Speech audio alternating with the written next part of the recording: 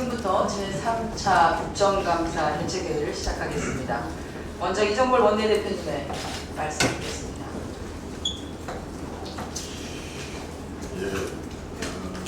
국가위원님의 국정감사 효과가 많이 나고 있습니다.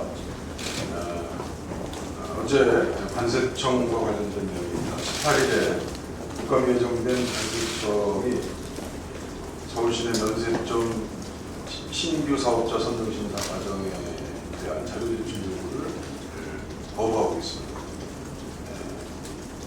국회를 모독하는 것이며 서울시내 면세점 신규 사업자 선정 심사 과정에 정부 입출력이 있습니다. 현재 금융위와 관련 내용을 조사 중입니다만 당시 심사장에 있었던 관세청 직원들은 심사 기간 3일 동안 257통의 의무 전화를 했습니다. 심사위원 휴대전화 10대는 아직 조사도 못한 상황입니다. 기재위 소속위원들은 심사위원 명단, 세부 평가 기준, 실제 평가 점수 등의 공개를 요구하고 있습니다. 그러나 관세청 공개할 수 없다는 입장입니다. 자료 제출 거부의 근거는 없으나 줄 수 없다는 근거를 찾는 중이다. 이렇게 황당무계한 반응을 보이고 있습니다. 해마다 국정감사에서 기관들의 핵심 자료 제출 거부가 반복되고 있습니다. 피감기관이 국회를 무시하는 태도를 결코 용납할 수 없겠습니다. 자료 미제출 건수가 많은 기관은 해당 기관장의 리더십에 대해서 원내에서 특별히 관심을 기울이도록 하겠습니다. 오늘 김성교님께서 얘기하셨습니다만 메르스 국정조사를 중기차게 요구해서 억지로 얻어낸 것은 국정감사의 하루를 조사하는 특별 메르스 국정감사를 정한 것입니다. 여기에는 청와대 비서관이 나와야만 됩니다. 이 점에 관해서 새누리당은 거부하고 있고 국회의 입장을 무시하고 있습니다. 1989년 오늘은 10인 이상 기업체 최저임금제가 적용된 역사적인 날입니다. 6월 항쟁과 노동자 대투쟁을 통해서 쟁취한 소중한 승리이고 우리 사회의 진보입니다. 그러나 박근혜 정부의 노동 시계는 1989년 이전에 멈춰있습니다.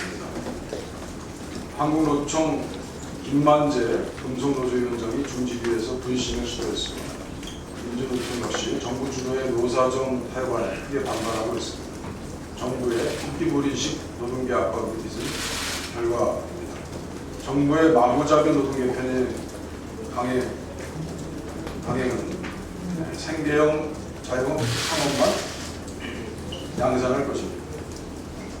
우리나라 자영업 비율은 27.4%, OECD 평균 2배입니다. 더욱이 폐업 비율은 83%가 넘습니다. 이들 중 절반은 월 100만도 못 버는 실정입니다. 자영업의 홍수는 가계부채 심화와 중산층 분들을 불러올 것입니다. 일자리를 잃은 분들은 다시 노동시장에 복귀시킬 대책이 필요합니다. 경제 민주화 없는 노동개혁은 재벌에게 불법 혈법의 특허장을 발급하는 것입니다. 최태원 회장 그리고 재벌세 임원, 시민임원, 등기임원의 보수 공개를 위한 자본시장 국제적인 이유에 법망을 피하기 위해서 2등기 임원으로 전환한 행태를 보였습니다. 재벌 기업의 노동 개편은 무용지물임을 여전히 보여준 달입니다. 정부는 올바른 노동 개혁을 위한 필요 조건인 재벌 개혁과 사회복지망 확충을 위해서 전력을 다해야 합니다. 지난 주말 한 예능 프로그램의 하시마선 방문 이후에 일제의 강제 동원에 대한 국민적 관심이 높아지고 있습니다. 하루 12시간씩 섭씨 40도가 넘는 지하철로 석탄 채굴에 강제 동원된 피해자 수만 약 800명, 공식 사망 수는 134명입니다. 1914년 하시마 통강을 폐쇄하면서 강제 동원의 흔적을 은폐하기 위해 납골 시설을 없애고 유골을 임의로 처리했다는 사실이 분명했습니다. 우리를 더 분노하게 하는 것은 정부의 무능한 대응입니다. 일본의 유네스코 세계문화유산 문제를 사실상 방조했습니다. 외교 당국이 자화자찬했던 강제노동, 문구 표기에 대해서 중대 짚고요. 일본 외무상은 강제 노동을 의미하는 것이 아니라고 반박했습니다. 역사 수정주의를 앞세운 일본의 치밀한 준비에 대해 우리 정부는 또 속수무책으로 당한 것입니다. 일본의 일제 동원, 강제 동원의 역사 왜곡에 대한 진상을 알려야 합니다. 후쿠오카 아소 관광 11만 명, 홋카이도 오노마에 광산 15만 명, 아키타현 오사카 광산 43,000명, 후지코시 도야마 공장 1,000여 명, 더 끔찍한 강제징용의 역사들이 또다시 이어질지 모르겠습니다.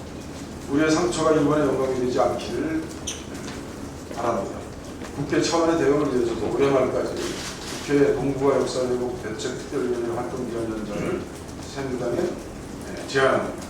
또 정부는 일제 강점기 강제동원 피해 기록에 원활한 유네스코 등재를 위해서 현재 국무총리 소속 대행항쟁기 지원위원회 활동기간을 또 연장해야 합니다. 우리 당도 자유와 인권, 평화와 경제라는 새로운 기치로 일본의 역사 왜곡 시도에 대해서 다각적 대응을 마련해 나가도록 하겠습니다. 신방무죄, 비방무죄는 박근혜 정부의 절대 법칙입니다. 어제 이런 말이었습니다. 위반은 아니지만 의심받을 수 있는 행위를 하였다는 말. 이것은 정치 집단에서 할 수 있는 말 아니겠습니까? 준사법기관이 이렇게 어떻게 하겠습니까? 준사법기관도 이미 정치화되고 있는 것입니다.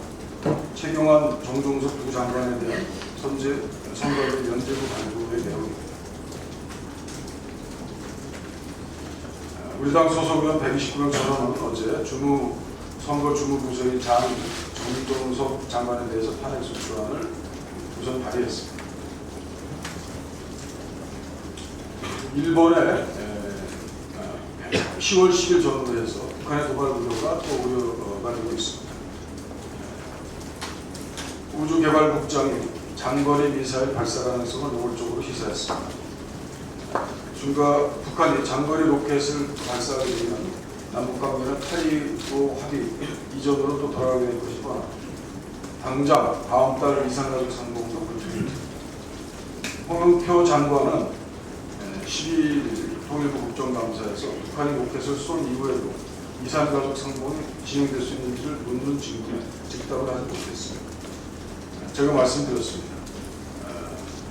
북한과의 관계는 쉽지 않습니다. 갈팡질팡할 수 있는 박근혜 정부에 대해서 저희도 고언을 드렸습니다.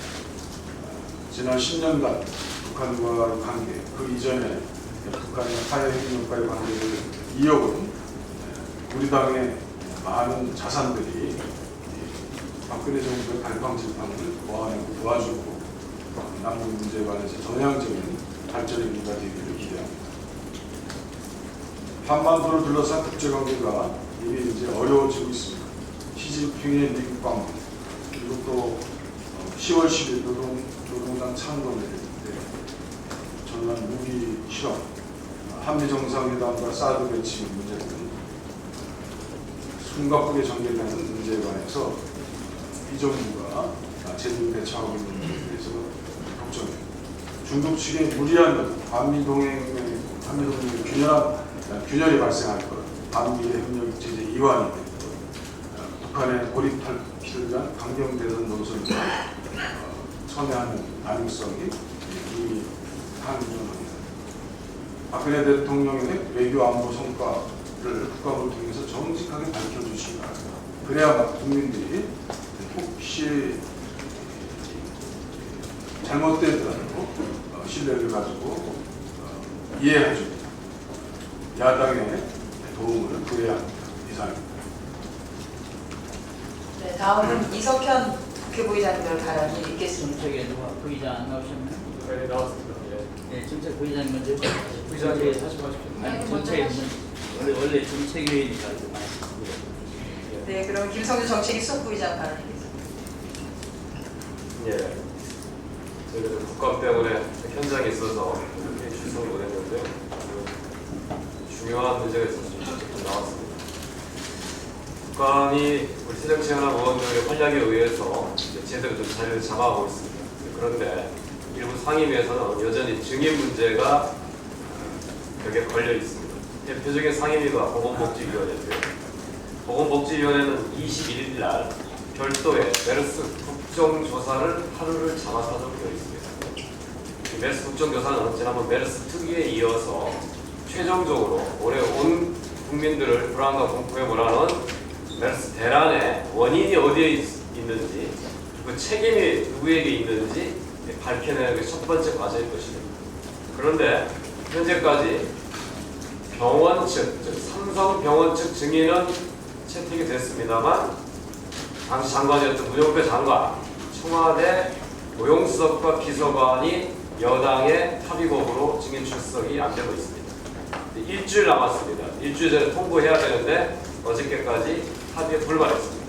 저는 이 문제를 우리 이종골 대표님, 원유철 대표님한테 부탁했으나 오늘 답변에 의하면 불가하다는 통보했다고 합니다.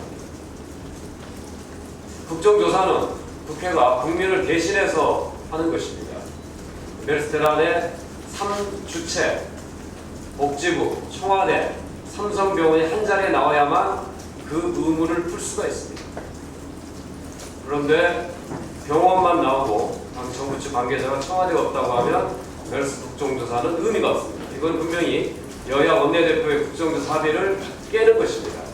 만약에 끝까지 여당이 청와대 증인 출석을 거부한다면 우리 야당은 21일 메르스 국정조사를 할 이유가 없다고 생각합니다. 또 하나, 어제 정부의 국감에서 국민연금공단 기금운용본부장이 삼성물산과 제일모직 합병을 앞두고 이재용 삼성 부회장을 만난 것으로 증인 신문에서 밝혀졌습니다. 저희는 이재용 부회장 역시 증인으로 출석해야 된다고 계속 주장해 오고 있습니다. 이번 합병으로 국민연금의 기금이 순간 손실 1조 5조 원의 손실이 발생했고 삼성 측에는 2조의 이득이 생겼다고 합니다. 국민들의 보험료에 손해를 끼치고 기업의 이익을 특혜로 부여하게 된 이 합병 절차는 통상적인 절차를 어긴 것입니다. 이때 이해 당사자인 이재용 부회장이 당연히 나와서 국민들한테 어떤 얘기가 오갔는지 의문의 진실을 밝혀야 됩니다. 저는 10월 5일 날 국민연금공단 감사 때 삼성의 이재용 부회장이 반드시 출석할 것을 여당에게 요구하고 계속 협상해 나갈 것입니다. 이상입니다. 네, 다음은 이석현 국회부의장님의 발언이 있겠습니다.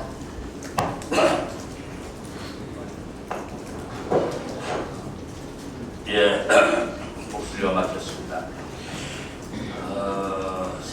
새누리당은 연일 박원순 시장 아들 병역 문제에 위법이나 있었던 것처럼 변죽을 울리고 있습니다. 검찰조차도 2013년 5월 28일 박주신 병역 문제는 아무 문제가 없다고 이미 결론을 낸 것입니다. 그런데도 자기 당 후보의 흠을 덮기 위해서 남의 당 후보군을 거적 삼지 말 것을 촉구합니다. 그것이 보약인 줄 알고 재탕, 삼탕을 하고 있는데 오히려 독약이 되어 돌아올 것임을 경고드립니다.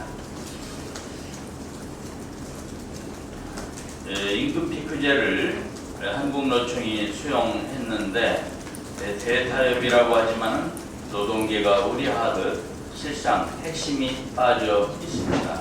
특히 청년 고용 확대와 노동시장 이중 구조 개선을 위한 조정안에 실노동시간 단축에 관한 합의나 기간제와 파견 근로자의 정규직 전환과 차별 해소 방안은 언급조차 되지 않거나 향후 과제로 넘겨져서 유감스럽습니다.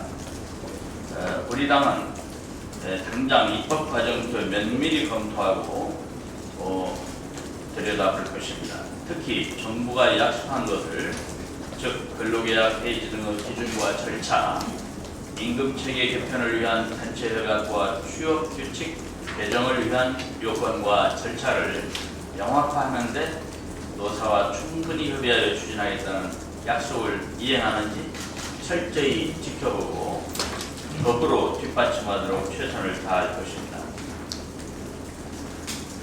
54단 수류탄 사고, 유명을 달리한 김원정 상사의 연결식이 오늘 열리는데 명복을 빕니다. 수류탄 폭발 사고는 불량품이 원인일 가능성이 대단히 높습니다. 지난해 해병대에서도 사망사고가 난 바로 그 제품이라고 하는데, 이제 이 제품은 근후 정기시험에서도 치명적인 결함이 발견됐었다고 합니다. 국방부는 해병대 사고 후 1010발을 조사한 뒤에 불량이 아니라며 계속 써왔는데, 이번 사고로 2020발을 조사한다고 합니다. 참으로 답답한 국방부입니다. 그래서 문제를 발견 못하면 계속 쓰고, 다음에 또 사고가 나면 그때는 3030발을 검사할 것입니까? 군 당국의 이런 안이한 대응 때문에 자식을 군대 보낸 부모들이 불안해하는 것입니다. 군은 장병들의 안전을 위해서 필요한 모든 조치를 다해야 됩니다. 기술조사는 그대로 해서 문제를 밝히고 해결해야겠지만, 이번에 폭발한 것과 같은 수류탄 25만 발은 전량 즉각 회수할 것을 촉구합니다. 이상입니다. 네, 다음은 백군기 위원회 발언이 있겠습니다. 네, 국방부 국정감사 과정에서 발생한 불미스러운 사태에 대해서 말씀드리겠습니다. 지난 9월 10일 국방부 국정감사에서는 사이버 사령부 900연구소의 기능과 해산 등에 대한 우리 당 국방위원들의 질의가 있었습니다. 900연구소는 당시 국방부가 원론도 또는 공개감사에 제출한 평문보고서입니다. 평문보고서에 부대 편성로가 함께 명칭이 분명히 명시되어 있었기 때문에 명칭 자체가 비밀은 아닙니다. 그런데 한 중앙일간지는 우리 당 진성준 의원이 900연구소 이름을 언급한 것이 군사기밀 유출이라는 기사를 게재하며 국방부 관계자의 발언도 함께 실었습니다. 그런데 이 국방부 관계자의 발언은 그냥 넘기기엔 심각한 문제가 있습니다. 이 관계자는 비밀 부대들은 이름 등이 공개될 중 조직을 모두 바꿔야 한다. 지난해 진 의원이 공개한 사이버 사령부 산하의 모 부대는 조직을 바꾸느라 예산을 써야 했다고 말했는데요. 이것은 명백한 애곡입니다. 앞서 말씀드렸던 900연구소의 명칭은 국방부가 스스로 공개하는 것이고, 사이버 사령부의 조직 개표는 진성준 의원의 정보 공개 때문이 아니라 불법 재선 개입으로 인한 조직 개혁 차원에서 이루어진 것입니다. 국방부의 이러한 태도는 결국 국정감사를 수행하는 의원들을 견제하고 의정활동을 위축시키려는 불순한 의도로밖에 보이지 않습니다. 따라서 국방부는 언론에 그러한 애곡된 발언을 한 관계자가 누군지 밝히고 그에 상응하는 조치를 취해야 합니다. 국정감사는 국회의원이 국민을 대표해 수행하는 의정활동으로 이를 방해하는 것은 국민을 기만하는 것과 마찬가지라는 점도 명심해야 할 것입니다. 이상입니다. 네, 다음은 마지막으로 이춘석 원내 수석부대표의 발언이 있겠습니다.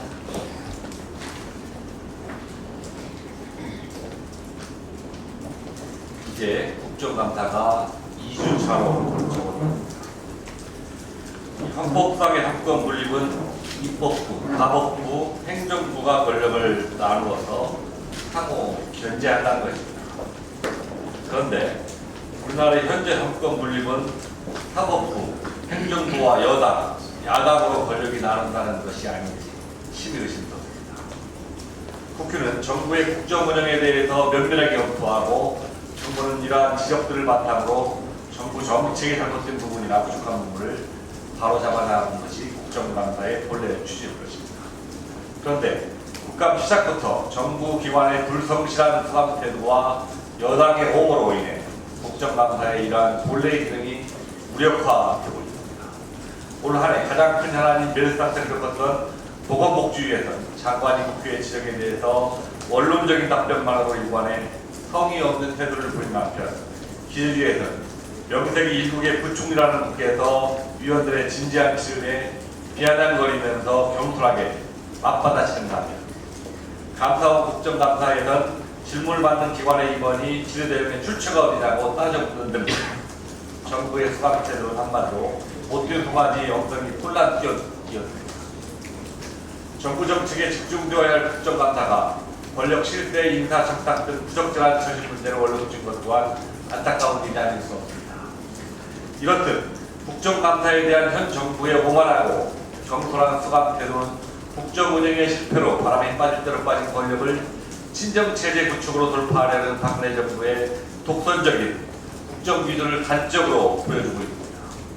그러나 하수가 막히면 득기와 불이 역류하듯이 독선과 오만으로 틀어막는 국정 운영의 실패를 언제까지 감추어 둘 수는 없을 것입니다. 정부는 오늘 코앞의 아님을 버리고 내일 다가올 국민의 시선을 두려워해야 합니다. 정부와 여당은 국정감사에 제기되는 문제들을 국민의 목소리라 여기고 남은 감사 기간 동안 성실하고 진지하게 국정감사에 임해줄 것을 다시 한번 촉구합니다.